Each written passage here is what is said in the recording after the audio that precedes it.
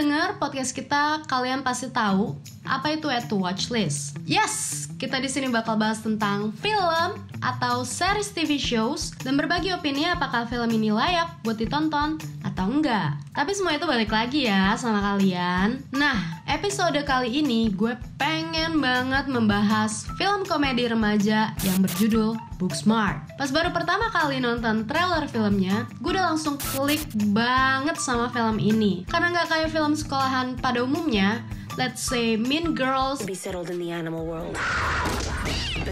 atau Tall Girls. Well, that's me. Film ini nggak ada unsur bully-membuli atau film romansa yang lebay, tapi ini lebih ke kisah persahabatan di masa-masa terakhir SMA sebelum kelulusan. Nah, gue dibawa ke masa-masa nostalgia di saat SMA sih pas nonton ini, tapi gue tahan dulu pendapat gue tentang film ini. Booksmart yang rilis Maret 2019 lalu disutradarai oleh Olivia Wilde. Buat kalian pecinta film, kalian pasti tahu siapa dia, ataupun buat yang lupa, Olivia main di film In Time bareng Justin Timberlake.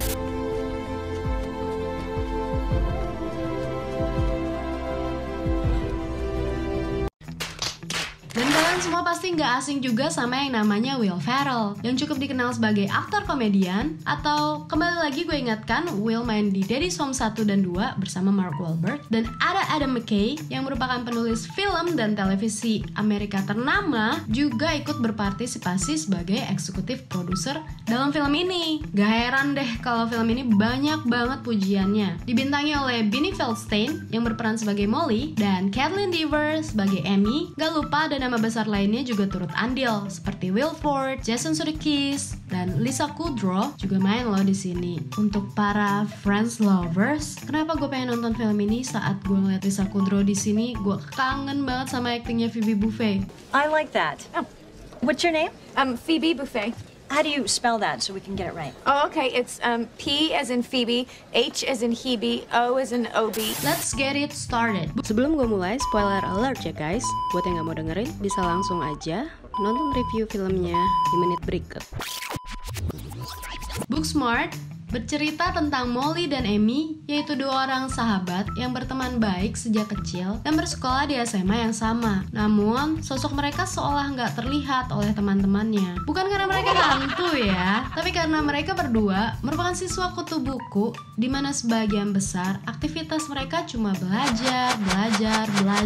Ini bukan hal yang negatif sih, tapi karena terus-terusan belajar, mereka merasa seolah meremehkan teman-temannya. Mereka merasa bahwa karena mereka pintar, mereka bisa masuk ke perguruan tinggi yang bergengsi. Namun, Molly nggak sengaja mendengar percakapan jika teman-teman sekolahnya yang sering pergi berpesta bisa ikut ke perguruan tinggi bergengsi dan mengikuti program perekrutan pekerjaan juga. Dengan perasaan kesal, Molly memberitahu Amy bahwa mereka seharusnya lebih menikmati waktu di masa SMA mereka. Akhirnya Molly mempunyai ide dan ngusulin agar mereka harus pergi ke pesta kelulusan yang diadain teman kelasnya bernama Nick dan bersenang-senang di masa-masa terakhir SMA mereka. Namun Molly dan Amy nggak tahu alamat rumah Nick. Ya balik lagi karena mereka itu kurang bergaul sama teman-temannya, jadi di sosial media juga mereka agak kaku karena terlalu sering belajar. Mereka jadi nggak dapet informasi-informasi tentang pesta-pesta gitu loh. Nah,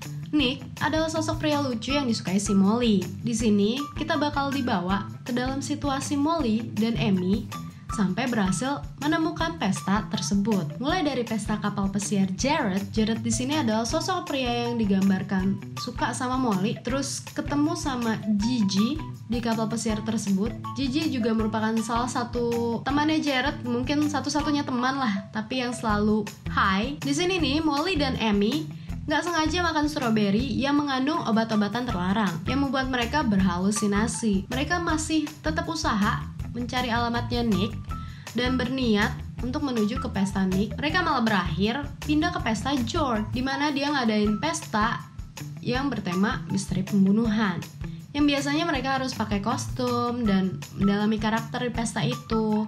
Namun efek obat yang tadi nggak sengaja Molly dan Amy makan lagi bereaksi, jadi mereka berdua berhalusinasi sebagai boneka plastik milik adiknya George. Mereka berhasil menyadarkan diri dan masih mencari alamat rumah Nick dari teman-teman sekitarnya. Mereka memesan lift atau semacam Uber untuk menuju tempat Nick, tapi mereka malah berakhir di sebuah restoran pizza di mana mereka bertemu sama pembunuh berantai yang asli. Dengan sisa baterai handphone yang seadanya, Molly menelpon Miss Fine, salah seorang guru di sekolahnya, dan untungnya mereka berhasil datang ke pesta Nick.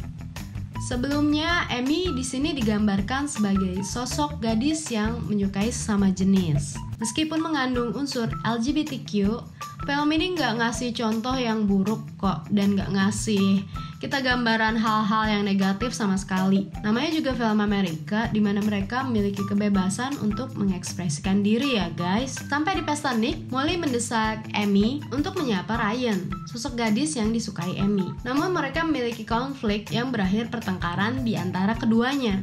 Nah, apa sih yang buat mereka sampai berantem?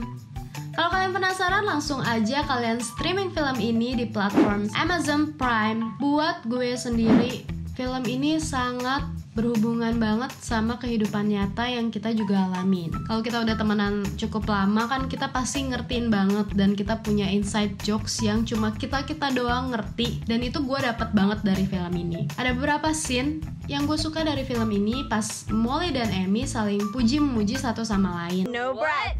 Excuse me? Sorry, what? I know where to go with this. It's too perfect. You are literally glowing. Dan scene itu fun banget buat gue. Mereka sama sekali nggak maksa buat jadi lucu, tapi emang skripnya juga udah pas banget, jadi makin fun aja gitu loh. Film ini benar-benar menggambarkan situasi persahabatan kita di mana kalian bisa saling ejek tanpa baper ya. Chemistry dari kedua aktornya sendiri pun gak bisa dipungkirin, dan mereka bisa buat kita ngerasain perjalanan dari kedua karakter tersebut, dan kita percaya banget kalau mereka emang udah temenan lama ya dari kisah ceritanya.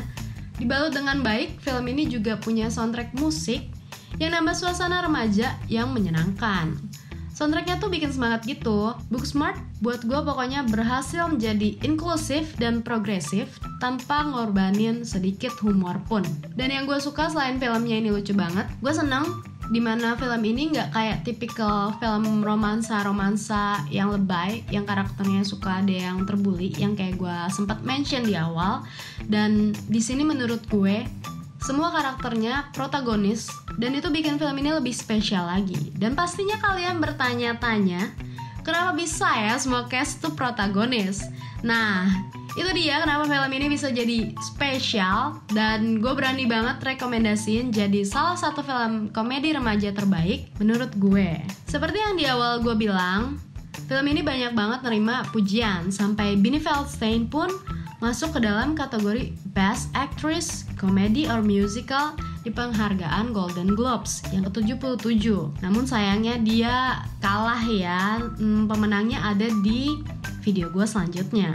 Nah, makanya langsung aja tonton film ini untuk tahu gimana kisah sebenarnya, dan apakah kalian setuju atau tidak setuju dengan pendapat gue tentang film ini. Kalian bisa langsung komen, like, dan subscribe tentunya. Jangan lupa juga untuk tekan tombol lonceng supaya bisa tahu review film kita selanjutnya. Gua Novi, sampai jumpa di episode selanjutnya. Add to watch list, presented by Cinema Hats.